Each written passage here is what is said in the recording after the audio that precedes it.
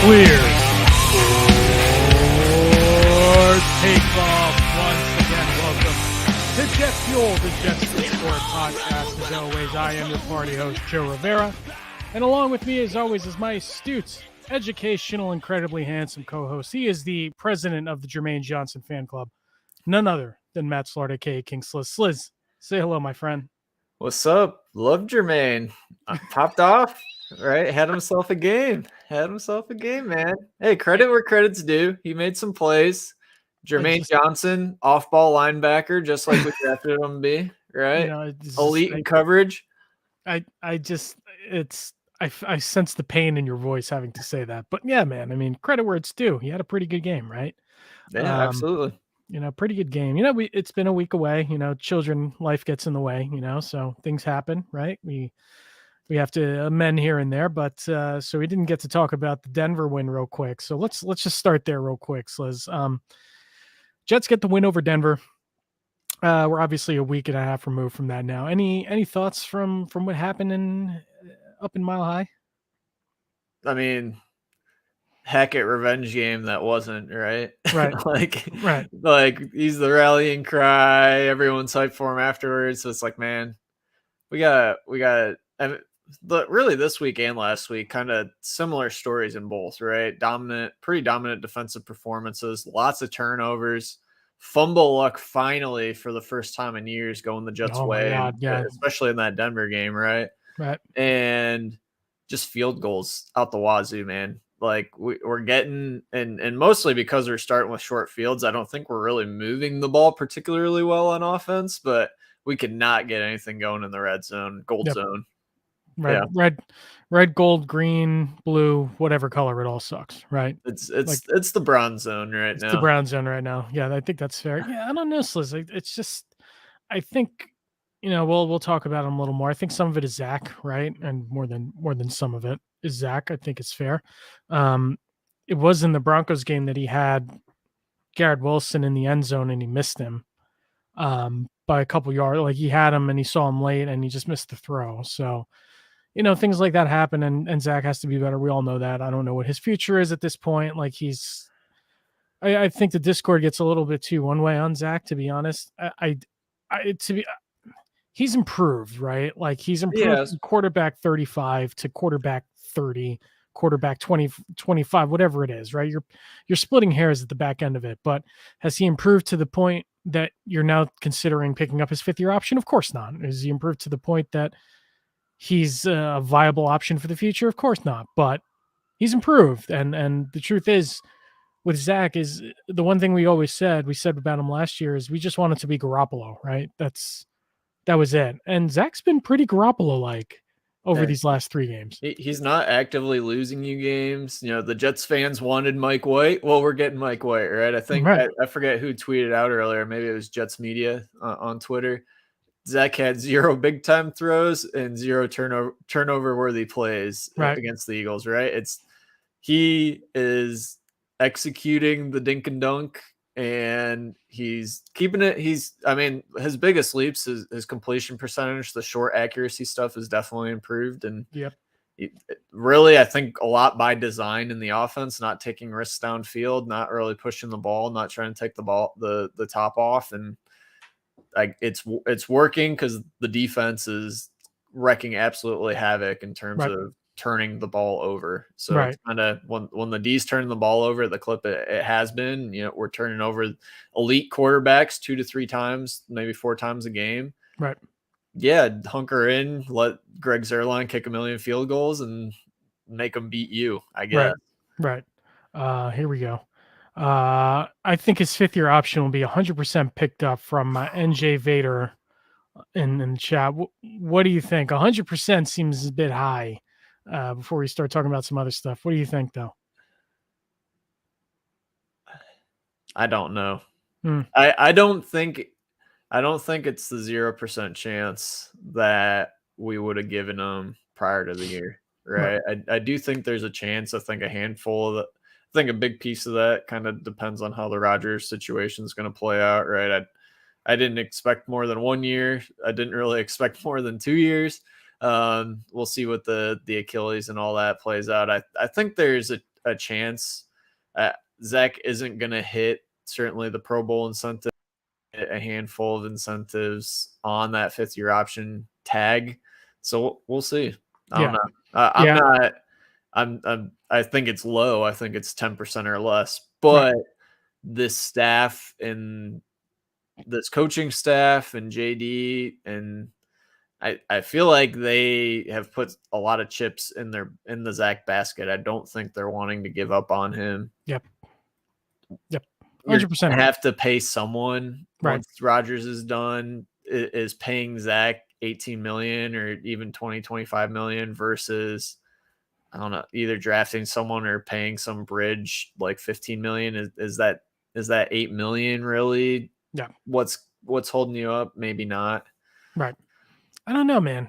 We'll talk about it, but so let's start here with the runway rundown. And I think week 6, as Salad Face Google so appropriately calls it, the mold zone.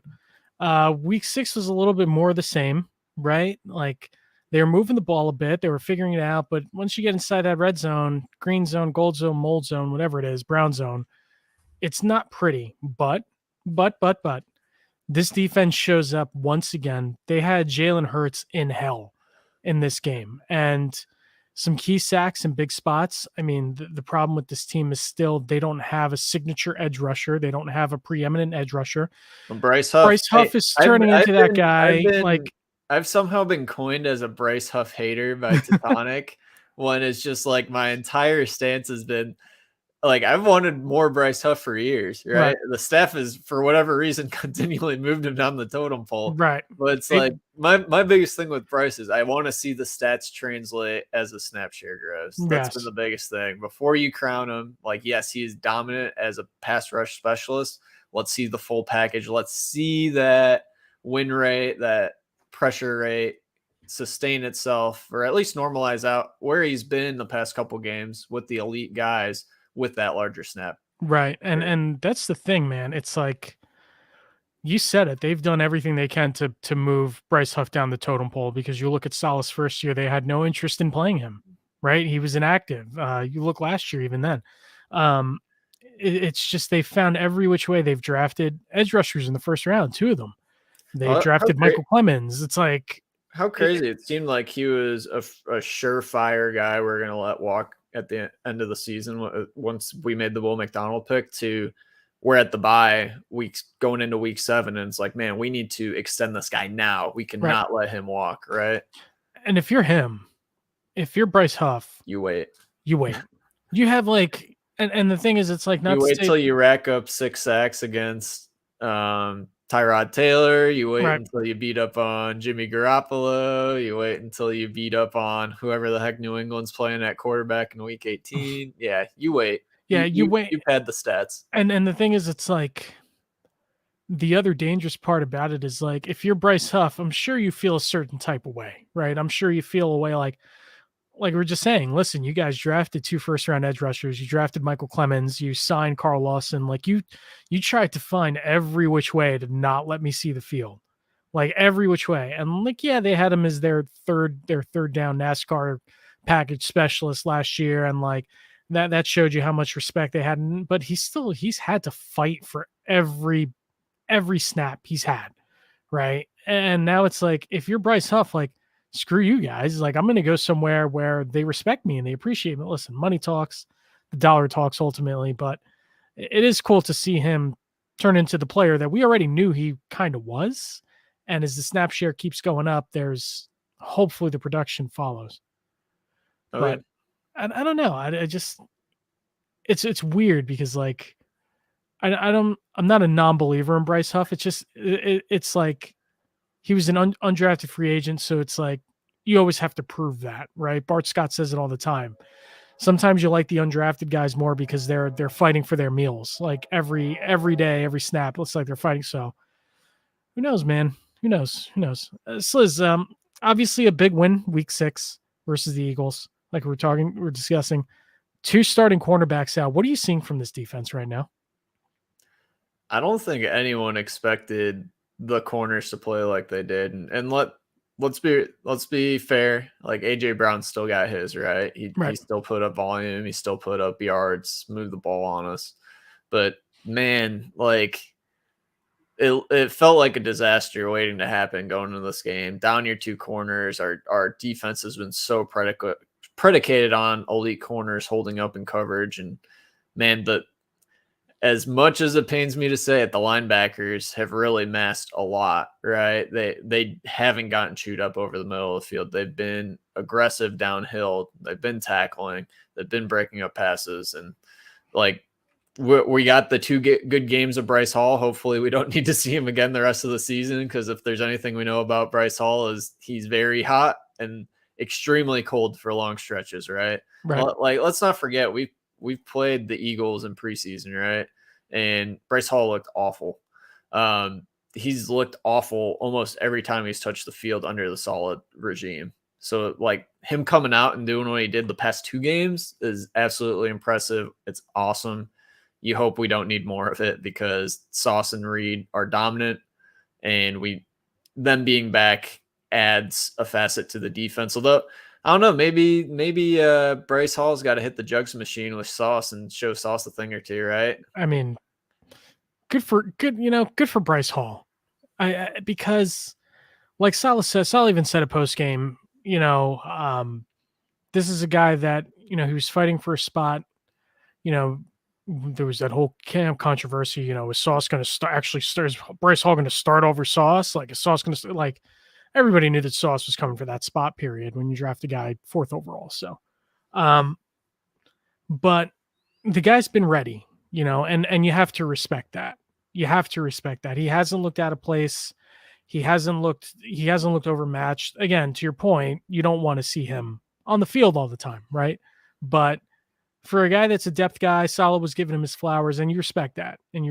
So, and shout out Tony Odom and Tony Oden, if I can get that out of my mouth, right? I know our friend DJ there, former Jets beat writer, has been singing the praises of Tony Oden when he was following and covering the Jets, and he has lived up to all the hype DJ put out there. You typically don't hear a DB coach getting hype, and feels like between even Ulbrich, I know in the post-game presser, Saleh was kind of giving Ulbrich some flowers and saying, like, hey, this guy's a total package for a head coach candidate. Like, if things continue on the defensive side to trend like they have the rest of the year, you expect us to probably get cannibalized a little bit on that side of the ball. And other teams looking to poach. Yep. And the thing with Ulbrich is, remember, we had our preseason superlatives last year, and we're like, most likely to get fired first, right? And it was Jeff Ulbrich, right? Because his first season wasn't. It was awful. Yeah, it wasn't good, right? It wasn't good in a lot of ways. The defense certainly turned it around. I don't know if that's a Saleh thing, if that's an Ulbrich thing, but you have to, again, respect to those guys, because Ulbrich's been very, very good as a defensive coordinator, right? And this year you're starting to see the wrinkles a little bit more. I know we said it week 1, you don't want to get away from the DNA of this defense, and that rush 4. Don't go crazy with blitz packages. And we said it, right? Like, we're sending CJ Mosley out there to blitz, and he just looks not the part, right? Like, he's just slow. He's not getting there. He's not getting it. Like, it is what it is. But then you start using Quincy in that role a little bit more, and you're starting to reap the benefits, right? You saw it versus Denver. You saw it this past week, but this was, I saw a stat that this was the lowest that Jalen Hurts has been blitzed this year. And it was the most pressure that he's faced. So yeah, I mean, we've had 3 what folks would call top elite quarterbacks, right? Between Josh Allen, Patrick Mahomes, and Jalen Hurts. Look awful, right? Like, just downright awful. Throw in passes that just make you scratch your head. Bad interceptions.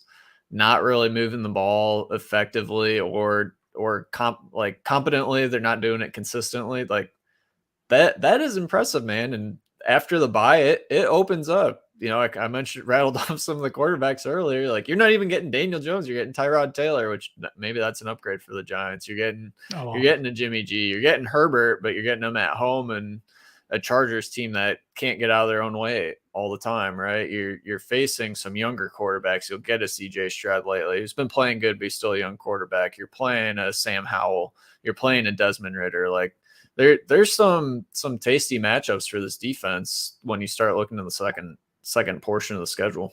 Right. We're gonna get to Ask Sliz in a little bit, so everybody dropping your comments in the YouTube chat. Don't worry, we're gonna get to you and a few others from the Discord. But Sliz, now we got to go from the positive of the team to the negative. The offense just is not great, right? Like it's just not great, and it's hard to see how Rodgers would have made them this much better, I guess. I don't know if that's the case. I mean, Rodgers does mask a lot because he's one of the greatest quarterbacks of all time. But your thoughts on just the game planning, the offense, the gold, red, blue, brown, whatever zone, anything from this past weekend you could take away, any positives you can take away? I think so. From a positive perspective, I do think the offensive line's held up much better than we would think it would in its current state, right? I think it clearly took a step forward when we had the big shuffle after the Duane Brown injury. And I think it's been good enough in large part. And really what's killed us more than anything, what's killed us is the self-inflicted wounds, the penalties, maybe a little bit of ref ball getting in the way, right? With the Lazard blindside block. But it's been penalties in clutch situations or in gotta have them situations, lots of false starts, lots of holds.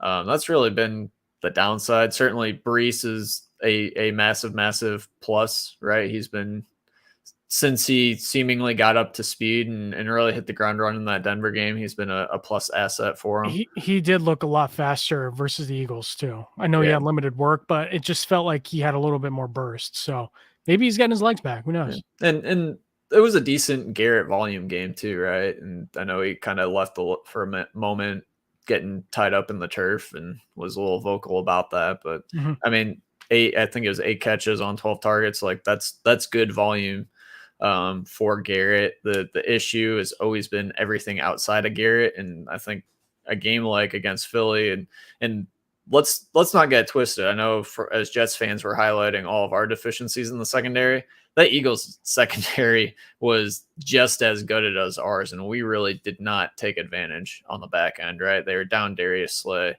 They lost their Blankenship during the game. They lost, I think they lost Roby too at one point during the game. They were down two or three or four DBs, just like we were.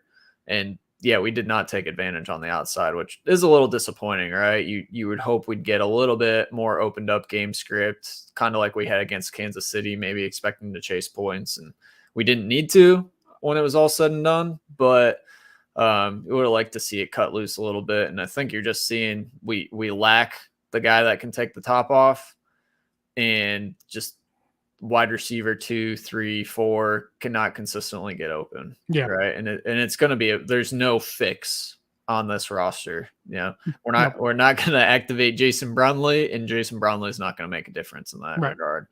Xavier Gipson's fun for a couple plays, and I'd hand all of Cobb's load to Gibson right now, but he's still a UDFA rookie, right? He's not making that massive impact year one.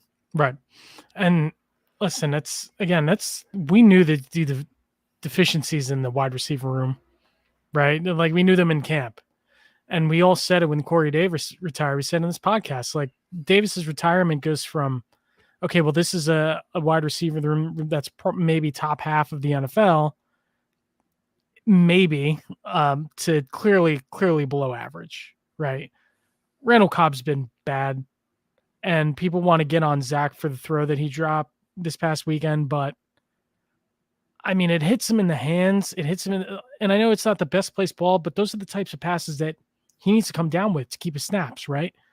And I think too, we're seeing a little bit of Garrett being human, right? Mm-hmm. And I think with both Sauce and Garrett, I think maybe the hype train got out in front of him a little bit from a fan perspective of like, Garrett is really good. I love Garrett, right?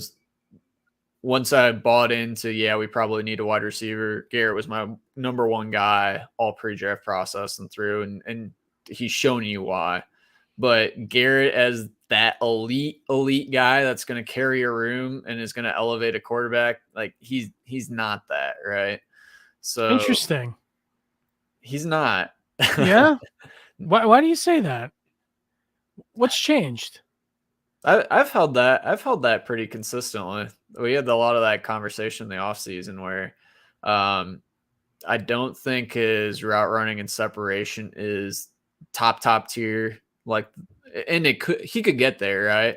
But he's not always open like a Cooper Kupp is, right? You watch Cooper Kupp, everyone knows he's getting the ball, and that dude is always open. You watch Davante Adams, it's the same thing. You watch Justin Jefferson, it's the same thing. Garrett's not there yet, and Garrett's lacking the elite. He doesn't stack well deep.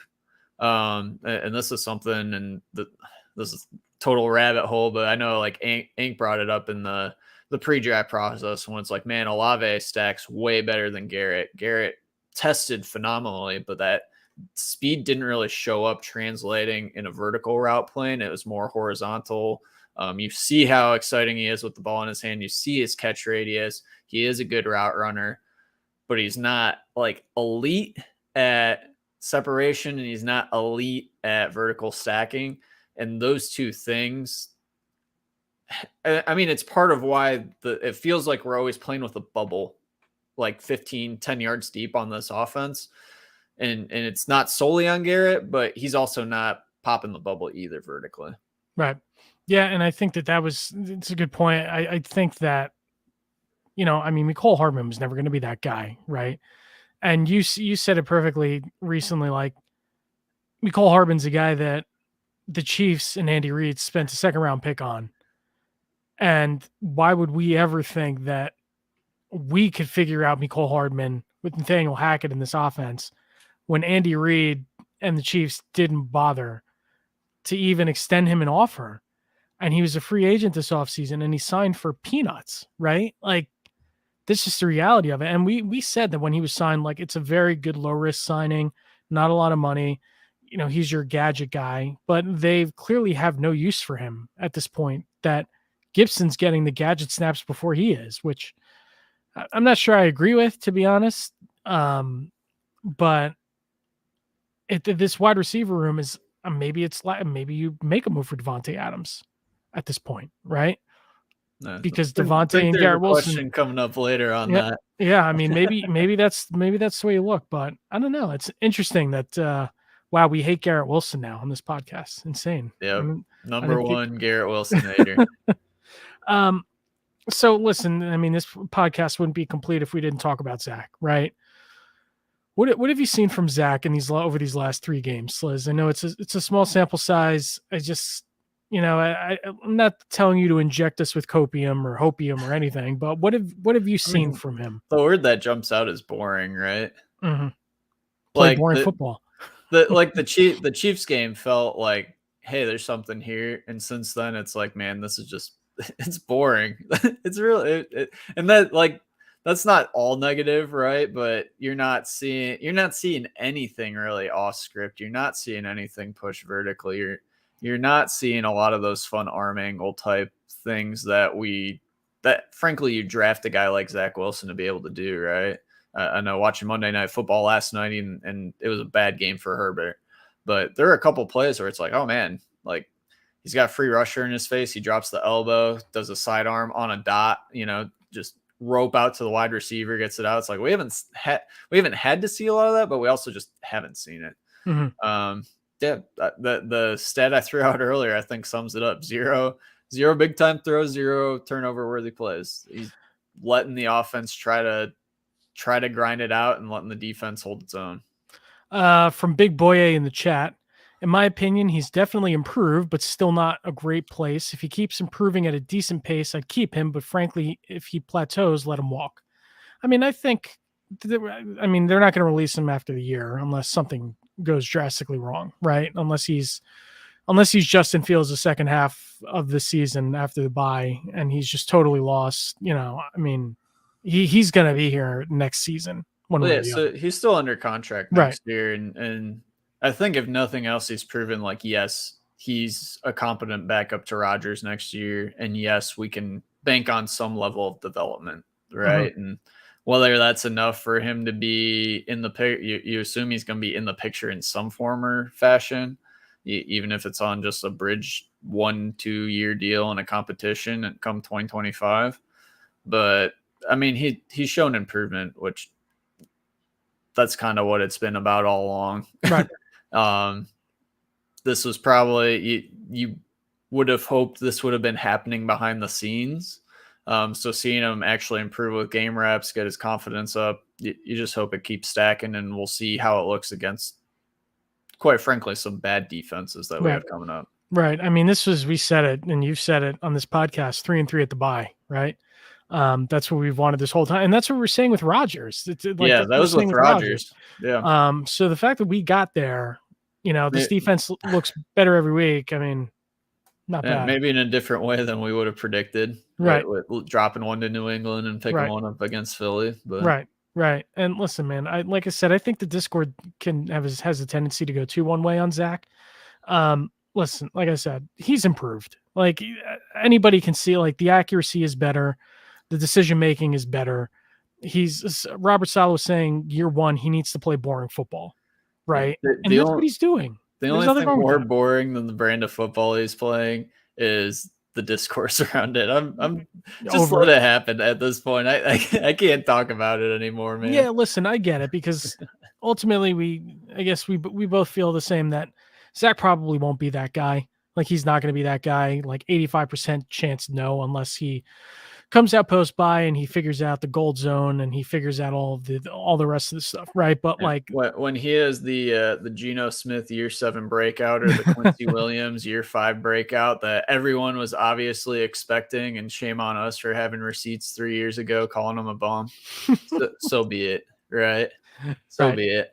I just listen. I feel for the kid sometimes, that's all, because he was tossed in a pretty poor situation his first 2 years. I think we acknowledged that. The locker room hated him last year. Rodgers talked everybody off the ledge this year, and he's done the job. I mean, the one interception he threw was not great, but that was also a freak play by Patrick Surtain, right? Catching the ball between his knees, it goes through Garrett's hands, like it's just a total freak play. So it's not even like a bozo throw. Right. It's not one of these throws where he's throwing he just doesn't see a guy. So I think it was probably wrong shoulder. Also, right. No, it was definitely the wrong. Yeah, definitely the wrong. Yeah. Also, no separation to my point. Listen, relax. Okay. We're not gonna start hating on Garrett Wilson yet. It's fine. So the one other story that kind of grew legs over the last couple of days, Robert Saleh says the Jets have faced a gauntlet of quarterbacks and that the defense has embarrassed all of them. I mean, you couldn't be Mac Jones, guy, but whatever. Listen, I appreciate Saleh's shown a little bit more of an edge this year, I think, than years past. Embarrassed the quarterback. He also, when he was walking off the podium on Sunday, off microphone, he says, "Not 12-0 no more." So, a shot at saying, that the Eagles enter the game 12-0 undefeated against the Jets in franchise history. But you make anything of this, or is this much ado about nothing? No, I mean, he's not wrong, right? Like those were awful, as bad of performances as you'll see out of those 3 quarterbacks I mentioned. And I think I'm going to rattle out a stat that I didn't fact check, so shame on me if it's wrong. I think this defense has gone, what was it, out of the last 9 games, only one of those games, and that was the Denver game, have they given up a second half touchdown. That's pretty remarkable, right? Like quarterbacks like Pat Mahomes, like Josh Allen, like Jalen Hurts, you have those guys because they can clutch out games in the second half, in the fourth quarter, with 2 minutes left, and not throw a totally bozo interception in crunch time on 3rd down at midfield, where if you literally just take a knee and punt it, you're making Zach drive the whole field with a minute left, right? Like you don't pay Jalen Hurts that money to make that throw, right? That's a Zach Wilson. That's a Sam Darnold throw. Right. Yeah, I mean, we have made, like, Pat Mahomes looked awful when we played him. Josh Allen looked awful when we played him. And that's even with Pat going up 17-0 to start that game, right? Largely on the back of Pacheco. But, I mean, it's true. And there's nothing wrong with stating it. I think this locker room definitely has a belief to him, has a an edge to them. And Robbie Sabo had a tweet that went out this evening, kind of right before we started recording, about kind of the whole mystique with the Rodgers energy, and kind of not that it's smoke and mirrors. I think he's genuinely trying to come back, but a little bit of the smoke and mirrors of like, hey, there's this, it's kind of like this looming promise that's like, hey, if we stay relevant, we have a chance, right? Mm-hmm. If he comes back week 17, week 18, comes back for a wild card, we have a chance, right? And Saleh has always been about the slogans, about the t-shirts, about the just all the different wordsmith type idioms that you can come up with, right? And the team's bought in, and the team's rallied behind Zach, even, right? Like as ineffective as the offense has been at times, that they are scoring some points and they're winning football games. And yep. Like last year, it feels different than last year when they were winning games in spite of Zach. Now it's, hey, we're winning games. It might not be because of the offense, but it's not in spite of the offense. Right. Although I will plug, Greg Zuerlein has more points scored than our offensive players combined. Why? Because we can't score touchdowns. I know. That's field goals plus extra points versus offensive touchdowns. I feel like this might be hopium, but I feel like the turnaround is there. I think we're like, for some reason, like Saleh said in years past, we're right there. And some of it was just coach speak, belief. But I do feel like this team is right there. It's like you mentioned earlier, it's the penalties. It's starting every drive behind the sticks.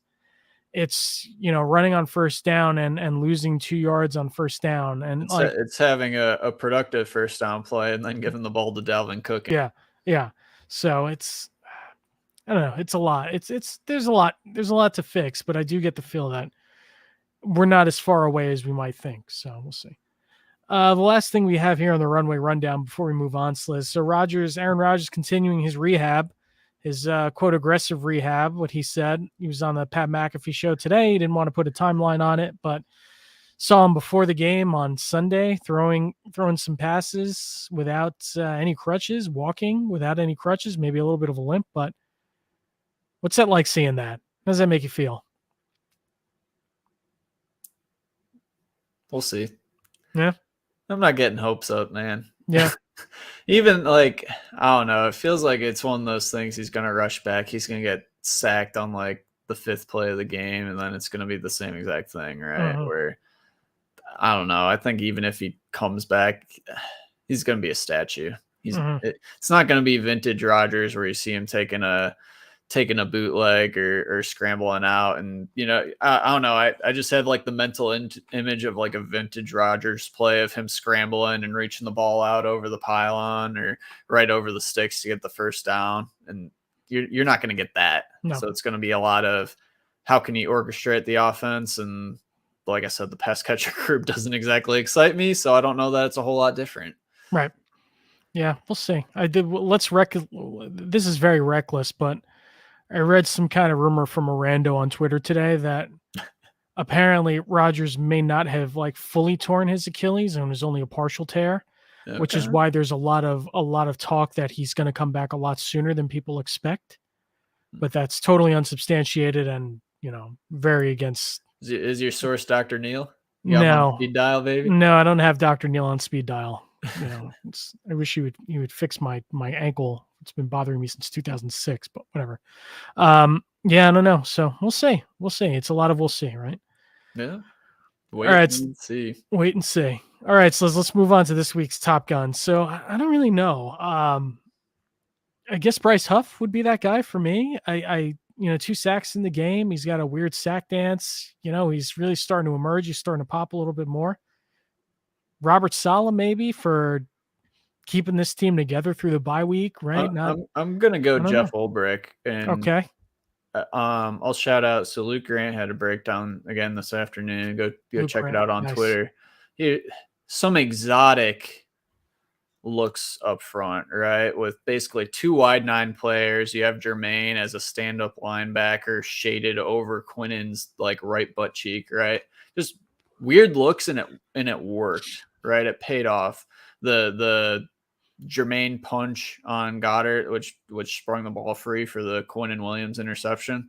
Like that was a weird look, right? We had these quarterbacks guessing. We've had a lot of quarterbacks guessing, and it's paid off. Right.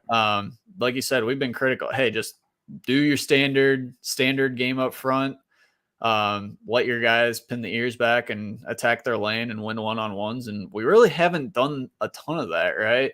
Coming into, I think, prior to week 6, the Jets were stunting on 40-something% of their pass rushes, right? And I don't know if it's because of the quarterbacks we were playing where we didn't want them to scramble up the middle. I don't know what the strategy was there, because it felt like it was kind of opposite of what you would have expected to do against a Josh Allen, against the Pat Mahomes. And I mean, you saw Pat Mahomes burn us up the middle on a couple scampers, right? But he's mixed it up, and we've been critical of him mixing it up. But I think we've seen growth, and certainly said, I mentioned earlier, halftime adjustment guru, right? And an actual guru at halftime adjustments. Yep. We've been locking it down in the second half. Yep.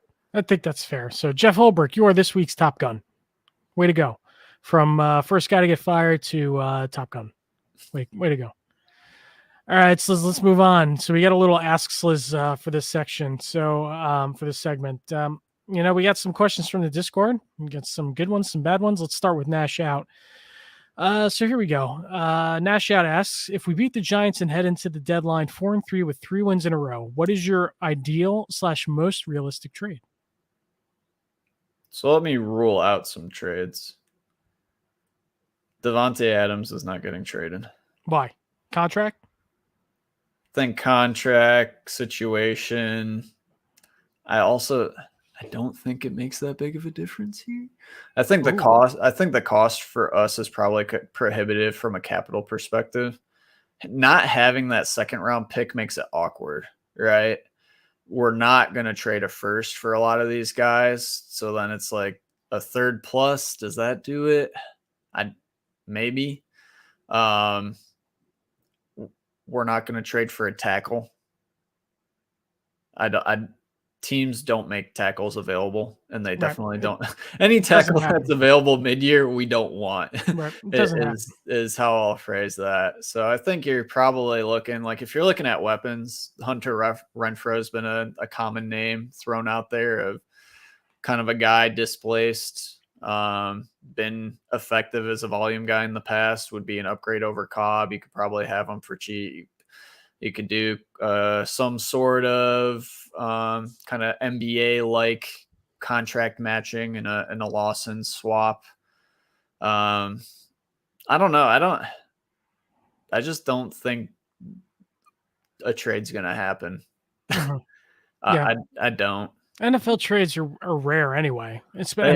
Impact trades are even more rare. So it's like, I mean, we saw with Christian McCaffrey last year, but that was just a different situation entirely, right? So, yeah, I don't really know, man. I like Mike Evans seems further and further away from realistic at this point. They're in the mix, right? Like Todd Bowles is coaching for his job. Baker's playing for his career. Like that doesn't seem like a team that's wanting to sell. Right. It's certainly not at a discount. Right.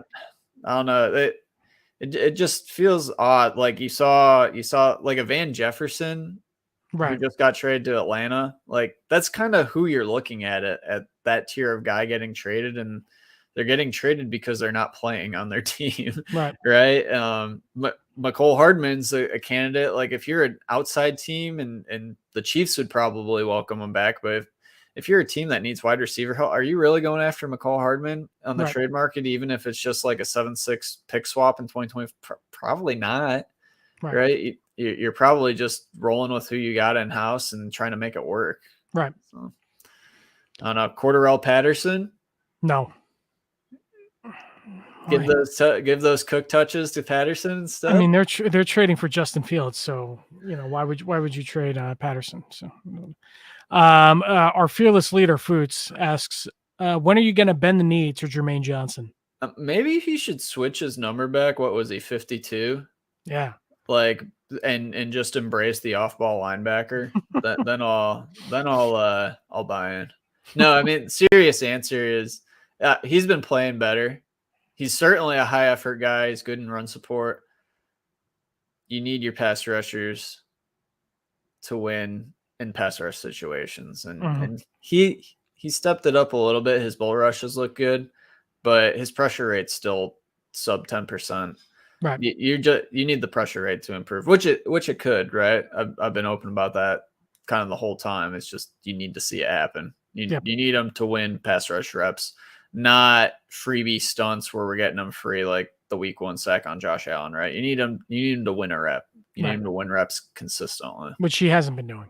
Right. If you're having them in that third down pass rush package where it's Jermaine, Quinnen, JFM, and Bryce Huff, you need him to carry his weight, and he hasn't. He's been kind of the anchor on that pass rush package in terms of effectiveness. Right. Let's see. Here's a scheme question for you. Why don't we spy running quarterbacks until 3 to 4 drives in the game? This is from the YouTube chat from MJV. You got to light a fire under Zach, and I don't know, maybe it's just Ulbricht's way of trying to get Hackett to actually throw the ball and get after it on offense instead. I don't know. You come in with game planning, I think, has layers to it, right? I think there's looks, and this is true on both sides of the ball. There's looks you show early that you then try to change later to trick, trap, etc. I don't know is the short answer. I don't know. I mean, our linebackers have been very good in coverage. Anytime you spy, you're taking a guy out of coverage to basically sit in the field and do nothing. We've been, I mean, just the cover 3 system in general, right? You're dropping guys back and letting your 4-1 up front, right? And I think we have confidence in that. And you're playing a Jermaine Johnson because he can hold the edge, because he won't get ragdolled and taken out of the play. Quinnen Williams is a dominant player. JFM at edge is that same style, somewhat as JFM, right? You're banking on these guys holding their own, getting organic pressure without losing contain. Right. Is the reality of it. All right, let's move on here. IKBM, what's the most realistic position of need to you, and who would you target without giving up a whole lot? I think you kind of mentioned that. I think it's wide receiver. Yeah, it's wide receiver. If you're upgrading something, it's wide receiver, and it's probably a slot wide receiver can be had. Finding a wide receiver 2 caliber guy, right? And that'd be ideal. You get a wide receiver 2 caliber guy. You're able to kind of mix and match Lazard as a big slot, move Garrett into the slot a little bit, give him some freer releases. That's ideal, but it just doesn't happen. Let's see. We got one from the chat here from Big Boy A. If we hypothetically wanted to draft Zach's replacement this year, which I feel like it's not happening every game he wins. Who would you take? Cam Ward in the 3rd round? I don't think he's there, but yeah. That's the issue. If you're taking a replacement guy, ideally it's some dude that fell to round 2, and we don't have a round 2 pick, right? Especially if you figure we're going to end up middle of the pack, right? We're probably somewhere between first in wild card team to in the mix in the middle there around 500 teams. We're probably picking 14 to 18, maybe 12 to 18. Middle, like, I don't know. Right. If you trade back, you could grab a guy there. Cam Ward would be the guy in my mind, where you're getting a uber talented from an athletic standpoint, arm strength, all that, and you're giving them time to develop 2 years. Yeah. So we'll see. Let's see. From, I believe this is Sharp. If you are front office during the 2023 draft and you were on the clock at 1:15, no changes to draft order and picks prior, who would Jordan you take? Addison. All right, there you go. Simple. He's been very good. Yeah, and I mean the downside with Addison is you have two similar profile guys in Addison Garrett where they're not elite, take the top off guys. They're both a little maybe slighter of frame, but got good players that get open and catch the ball, right? Yep. Let's see. I mean, it could be you could go for a Zay Flowers. That's not my preferred flavor of wide receiver. I think Addison's a better all around package, but I think it's Addison. He'd be playing 70% of snaps right now and catching balls. Yep. Let's see. From George Orr. George Orr. Give me some time, JB. I'll think of a question. Thank you. What concepts in the gold zone do you think we should do more often to fix our woes? I don't know why I'm asking these scheme questions like I'll hear them answered.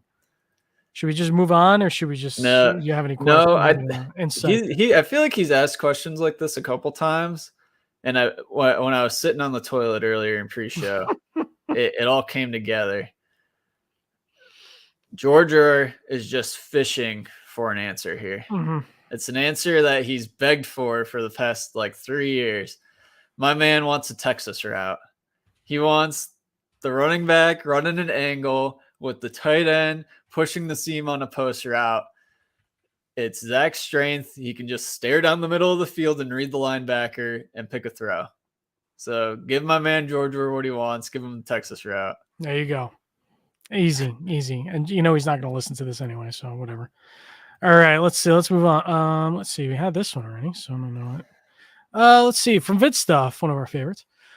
Should we make a move for a veteran offensive lineman with Tippmann potentially on the mend? Bonus points if you name drop other options other than La'el Collins, who is the most obvious, but maybe not a great choice. I think we kind of touched on it. Linemen don't move, right? At least good linemen don't move. Yeah, it's tough. And I'm not worried about Tippmann, right? So I'm wearing the Dragon Ball Z shirt here. We need the team to get into the healing tank. We need them to get mended up, right? The bye week, even though early bye is usually a little bit awkward, right? We need it. We need our corners to get unconcussed. We need our offensive line to get a little bit healthier. Tippmann's hopefully back in a couple weeks. I don't know, man. I'm getting nervous. You haven't heard anything about it. You have Dwayne Brown potentially back, but that's what you have a Wes Switzer, right? We got him early in free agency to fill this role. The worry with him is getting concussions, right? He had a concussion earlier in the season and missed some time there, but interior offensive line was where we had a lot of depth. We're going through it quickly. But I think we're all right without Tippmann. I think you kind of just need to make it work at tackle. You need Mekhi to stay healthy at all costs. He's surprisingly been one of the healthiest anchors on the team on the offensive line, which, if you told me we were going to have all these injuries and Mekhi was going to be the healthy one, you'd probably be shocked. Or if you told me Mekhi was healthy this deep into the season and looking like he's looking, you'd feel really good about the offensive line. Losing AVT, Brown being down, Tippmann potentially being out for a while. I don't know. I wouldn't disrupt the left side. I think you need to keep Mekhi there with the way he's played. I think I flip-flopping them back and forth doesn't make a lot of sense. So you got to figure it out. You want to see a guy have a conniption? Let's play. Let's see what happens when Dwayne Brown comes back and Salad Face is to watch him play on the left side and Mekhi play on the right side. Dwayne Brown coming back is a downgrade, he says, in all caps. So I agree. Not that I think Max Mitchell is good, and he got totally cooked on a late pass rush. But anytime I see him on a pass, but he's horizontal, man. Yeah, he's horizontal and he's reaching. God, dude, move your feet. What's wrong with you? I think if you make a move at tackle, you just stick Billy Turner in there, right? Yes. If you want to mix it up, but give it time. All right, let's move on. Let's see. I think this one's from Fireball.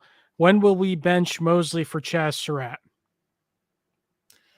So put Chaz Surratt on the Quincy Williams timeline. So Chaz Surratt's in year 3. That means he'll be a starter next year. and then we'll extend him, and he'll break out in year 5 in 2025. So that's the roadmap. Kind of like, I mean, we're going to keep Mosley next year. Realistically, I think if we're all in pushing with Rodgers. I can't believe you're seriously answering this question. This is like when people used to call GameStop asking for Battletoads, and my manager at the time would tell, "Yeah, come get it. We have a copy in stock." You took it. You just took the bait. Whatever. All right. I'm just going to cut you off there. Let's move on. Hey, there's similarities, right? Chesterette, Quincy Williams, both taken in the 3rd round and cut by the original team after season, claimed by the Jets. Uber athletic linebackers that couldn't put it together. There's similarities. Right. Salah hype man. He's the linebacker guru. All right. Here's one from Bitlane. What players have you enjoyed following this season? Dalvin Cook's downfall. Okay, that makes sense. Yes.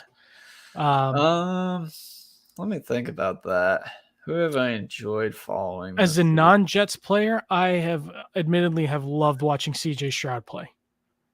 You talk about a kid who just looks in total control and like what he's doing out there. He's just looked the part, like every bit of the part. I'm very impressed with what I've seen from Stroud. And it's not like a smoke and mirrors thing with him. Like he's in control of that offense, right? The anticipation throws are nuts, right? I've enjoyed watching the Stafford rebound that I didn't think was going to happen, coming back from injury too, right? Just sticking on quarterbacks. I don't know. I mean, from the Jets' perspective, you got to feel good about Quincy, right? A player that was much maligned by probably everybody at one point or another. I know we in Discord kind of moaned and groaned at his extension, especially seeing what some of his contemporaries got shortly after in that free agency period. But man, he has exceeded it. I thought his presser was pretty insightful of really changing his mentality going into the season, which you don't often hear players admit to that level. If you haven't listened through it, give it a listen. But he kind of admitted like, hey, the contract situation was an eye opener for him, where teams have kind of a ceiling and a floor of what they're willing to pay you. And he's like, man, I'm better than this. And he got with CJ Mosley. He talked to his brother, and he's put it together, man. And sometimes you just need the right kick in the butt. With Mekhi, it was the kid. With Quincy, it was maybe getting lowballed on his contract. And man, it's been awesome, right? Here's a good question from Gungan God. Are we rostering Chesteret's brother to save his roster spot? So he would not be an upgrade in this wide receiver. All right, let's move on. From Herb, what games have impressed you the most? What games, I think he means teams, have impressed you the most this year, and what would be your favorite Super Bowl picks? I think this is asked Liz, but I'm gonna double down on what I just said with CJ Stroud. I mean, Houston. I've been gassing up Houston. I thought them right out from under me, man. I'm sorry, but like people looked at Houston and they thought they were just going to be this pushover team this year, but they never were. Like they were never built like that. D'Amico Ryans is legit. I think he's going to be a very good coach, cut out of that same solid cloth. And I looked at that team and that roster. I'm like, it's not as bad as people think it is. Like they had an offensive line, like they had. They needed more weapons, sure, but it wasn't a bad team. How did the Jets get the worst Shanny Tree offensive offshoot? like Slovis down in Houston's been awesome, right? And you just look at every offshoot. Mike McDaniels, the Dolphins has to be an answer. I know Jets fans will groan at that, but Mike McDaniel has been awesome, right? That team has been electric. They are fun to watch. They're influencing how the league is playing football. And don't look now, but Jalen Ramsey ahead of schedule, probably unfortunately going to be back for certainly at least one of the Jets matchups, if not both. Detroit's been a fun team to watch. San Fran had a weird week, but I don't think they surprised anybody in terms of, they're 5-1. They're a good football team, but I think that Brock Purdy has, I think, exceeded expectations, maybe coming back to earth a little bit when some of the machine is taken out. Maybe it's a little more is on him. You kind of see what he is more, but San Fran's been phenomenal.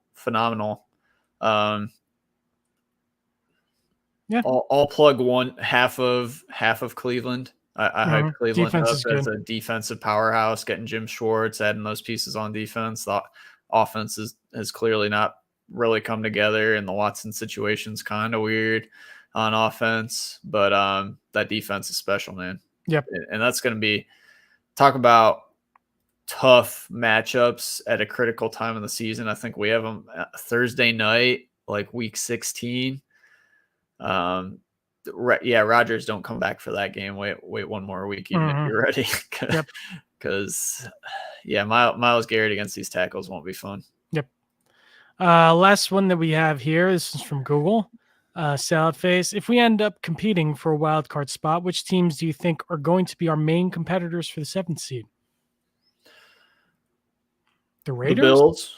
The Bills? I think the Bills are going to be, so that's assuming Miami keeps their grip on the division, right? So the Bills are right there. The entire AFC North, sans Pittsburgh, but even like that, as ugly as the AFC North has looked, the entire division's 500 or above again, right? So I think you're looking at probably either the Browns or the Ravens, whichever one doesn't win that division. Houston could be in the mix, especially as a wild card 3 team. I would have said the Chargers, but they can't get out of their own way. So, I said this after week 1, and maybe it was a snap judgment, maybe not, but I looked at the AFC and I'm like, it's just not what people thought it was going to be. Like, the AFC has good quarterbacks, but they don't have good teams this year. Every team that you thought was going to be like elite, the Bengals, the Chargers, I mean, maybe, like, they all have apparent flaws. Even the Broncos, like, if you thought the Broncos were really going to turn it around with Sean Payton, like, they've looked awful all year. The Chiefs, I mean, the Chiefs don't look great. Yeah. I mean, I caught a lot of flack, especially after I'll say games weeks 2 through 4, when the Bills looked absolutely dominant after losing to us. But what's happening to the Bills was part of the reason I faded the Bills. Was age on defense was going to catch up to them, and they've had a lot of injuries on defense, man. And if that defense isn't clicking, you've seen some bozo Josh Allen games, and he's lucky he played the Giants of all teams on Sunday Night Football, because that was an ugly game, man. Basically, any other team probably beats him, right? I mean, the Giants did everything they could to not win that game, with getting down to the 1 yard line twice and getting 0 points both times, right? Yep. Like, crazy. Yeah, it'll be interesting. I'll say, even with an Eagles win, I wasn't quite sure we'd be in the mix. We can be in the mix. We can be in the mix. Gonna win a lot of football games if this quarterback keeps playing like this. Yeah. It's like kind of ironic, but not. So we'll see. All right, so let's move on to this week's Geek of the Week. I didn't have one for this week. It's I don't know. No one really stood out to me. I take it back. There's one player who stands out to me for Geek of the Week this week. That's the quarterback of the Philadelphia Eagles. His name is Jalen Hurts.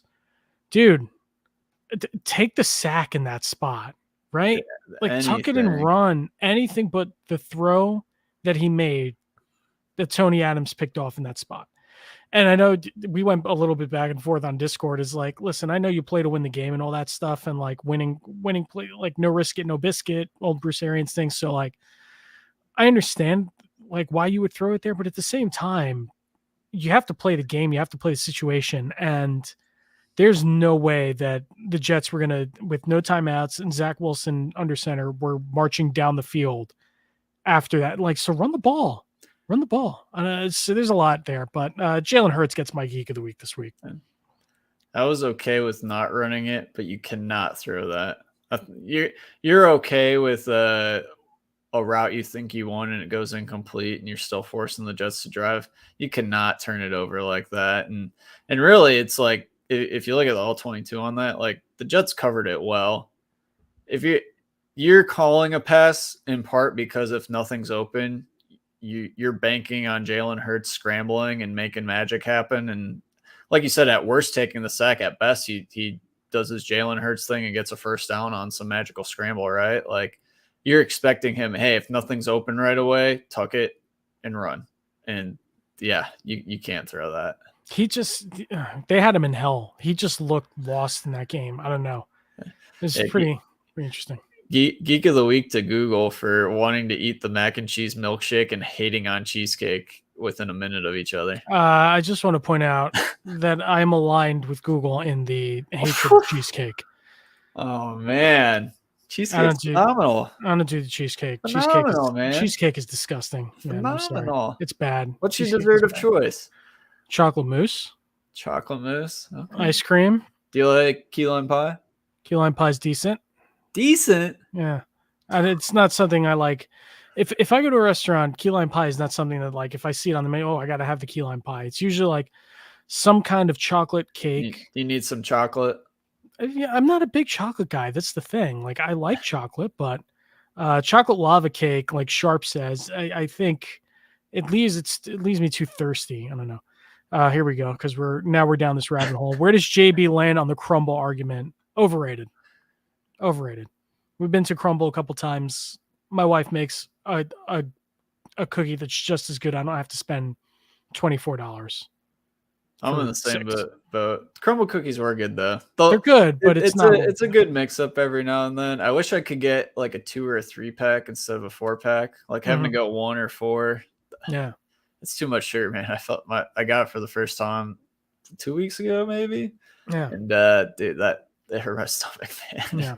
I did not feel good after. No. All right, so flight plan. Hey, we got bye week this week, so go enjoy yourself. Go do something nice, and we'll figure out what we're going to do for the podcast next week. I think we're discussing having another call-in show, so if we're not wanting to take another break as we were wanting to do these days, maybe we'll do a call-in show. If not, we'll figure it out. We'll do something, but no flight plan, so no bye week. Enjoy get healthy. Yeah. And Hackett hit the books, start digging up some 1987 tape and get inventive like Mike McDaniel is. The truth, man. I said before, I don't understand how the Jets can look at the track meet down in Miami and want to keep Izzy and Mecole Hardman on the sideline. For however you feel about them, especially Hardman as a player, like, I don't see how you can see a team that has that kind of speed and keep your 2 fastest players on offense away from the field. It just doesn't make sense. Need to unleash Izzy, man. Mm-hmm. You need to unleash it. Like the Dalvin Cook experiment has failed. It's over. It's bad, man. It's so over. So bad. Right. You won't catch me saying we're back. It's over. Like step 1, stop the pre-snap penalties, stop the penalties in the red zone. Step 2, stop letting Dalvin Cook kill drives. Mm-hmm. It's just, who could have seen this coming? Us. Most sane Jets fans, I think. All right, let's move on. Salad Face's Poetry Corner. So we got a limerick this week, as we always do on this podcast. So thank you, Salad Face. Jets fans called Quincy a jag. They raged when he got the bag. But after this year, it will be quite clear he'll overperform his price tag. Honestly, he might overperform his entire contract in year 1 at this rate, right? And it's kind of interesting. I got a question. Do I think Quincy Williams will hold out? And my answer to that was certainly not after this year. If he stacks 2 years, I think probably almost certainly he'd be a fool not to going into year 3 with not much guaranteed money. But yeah, man. Quincy Williams, he's been special. One more time. Jets fans called Quincy a jag. They raged when he got the bag. But after this year, it will be quite clear he'll overperform his price tag. That was Salad Face's Poetry Corner. I just need some bongos next. That's what we need. All right, so let's bring it in for a landing. This is the landing strip. What's on your mind? It's been a couple weeks. Anything going on? No, just busy. We're in fall. Weather got cool. Getting sweatshirts on. I love hoodie and sweat weather, man. Like it heated up for a day or two, and it was like, man, just let me put my sweatshirt back on. Mm-hmm. I mean, not much. Did a pumpkin patch again over the weekend. We've been pumpkin patch crazy this year. Are you one of the people who say my kid is the cutest pumpkin in the patch? Do you say that? No, okay. I've not said that. All right. No, we pick pumpkins. All right. We don't. No. We're bringing Remy to the pumpkin patch soon. And I can't wait to unleash my kid is the cutest pumpkin in the patch. It's gonna be what's your pumpkin shape of choice? You tall, skinny, short, plump? Just looking for the perfect round one? Yeah, I think it's we usually get like one pumpkin every year. It's like the short. We don't do the carving. We don't do any Halloween stuff. So we usually get like the a nice sugar pumpkin. I think they're called, and then Emily makes a pumpkin pie, which is delectable. So, yeah, I'm very excited. Did wine tasting? Do you do wine tasting this time of year? We got a few wineries in the area. They're very we good. did. So we were there for 30th of a friend of ours. Did pumpkin patch and went to a winery, but I had some stouts instead. Didn't do the wine. Yeah, some stouts. I heard it was a legendary amount of stouts. Had a maple. They're imperial stouts, which I forgot how much those sneak up on you. Had a maple and then a marshmallow. So I was going with the fall theme. My gym is giving away these free non-alcoholic beers a couple days ago. I don't know why, but I took one and I had it tonight, and it's actually it tastes like beer. It's weird, just without alcohol. So there's that. I don't know. Trying to keep you coming back to the gym is what they're trying to do. Yeah, free stuff, man. That's the way to do it, right? So I got two ideas here. So some personal news is coming soon. I think some on the Discord already know it. So we'll probably mention that next week or the week after, but some change is coming. Change is coming to the old Joe Rivera brand. So there's that. And Spider-Man 2 comes out Friday, the video game. I'm super excited for that. Usually I put something like that on my Christmas list, but those PlayStation Spider-Man games are so damn good. So damn good. How's the brotato grind going? Awful. Absolutely awful. I was on some Wicked a couple days and with the brotato, and I was streaming it in Discord. Nobody was watching, so it's fine. But I got to like level 20. I've gotten to level 20, but then they hit you with the big whatever it is, the big bad at the end. Yeah, big boss guy. So there's that. Totally threw me for a loop. I have no idea what I was doing, but no, I've been playing a lot of Starfield recently. Starfield's really grabbed my attention. It's actually, it has its flaws, but it's I at some point I put 27 hours into it, so it's like, when did that happen? I have no idea, but yeah, I don't know. Spider-Man. You got the full gamer experience. You get the Xbox exclusive, some PC indie games. I'm a huge gamer, man. Exclusive. You leaked the Christmas list. You got Switch games out the wazoo going on. Yeah, I'm a huge gamer. People don't. I mean, it's funny. I was talking with one of my students for their midterm is actually doing something on like esports and Capcom and like Street Fighter. And I had mentioned that I played the Phoenix Wright games, and he was like totally shocked when I said that. I don't know why. Like, it's like, yeah, I play them. Like, I don't know. I picked those up earlier in the year. I almost beat the first one. I love those games. I'm in chapter 5. Yeah, they're fun games. Those games are so much fun. Yeah, I play a lot of games, man. I mean, less now with Remy, but I get it in. It'll dip and then it'll go back up once you get them converted and throw them on the unplugged controller, and you'll be off before you know it, man. And that's it. Playing Mario Kart and all the good stuff. Yep. Exciting times ahead. Cutest pumpkin in the patch, my child. Anyway, that'll do it for this episode of Jet Fuel, the Jets Discord podcast. Obviously, you already found us, but you can continue to find us on SoundCloud, Spotify, Pandora, and Apple Podcasts. Please leave us a 5-star review where applicable. You can find us on Twitter at Jet Fuel Podcast. You can find me on Twitter at Joe Rivera SN. Sliz, where can the people find you on Twitter? Yep, Sliz_NYJ. And I guess I gotta get my tweet volume up until Elon starts making me pay $1 a year to tweet. So stupid. Once that happens, I'll be perma-lurker status. Not that I tweet much anyway. Yeah. Trying to save everybody from bad sports takes is what's happening here, which is fun. You can always send us an email at jetfueldiscordpodcast@gmail.com. And Sliz, how can the people join the Discord? discord.gg/NYJets. Come chop it up. We can other sports. Other sports is popping off. It's popping off, right? The handful of Phillies fans. We got hockey season. We got basketball season. Yes, sir. Kind of in the every sport's going on right now, man. Yes, sir. Well, yes, sir. About to be going on. Sports equinox.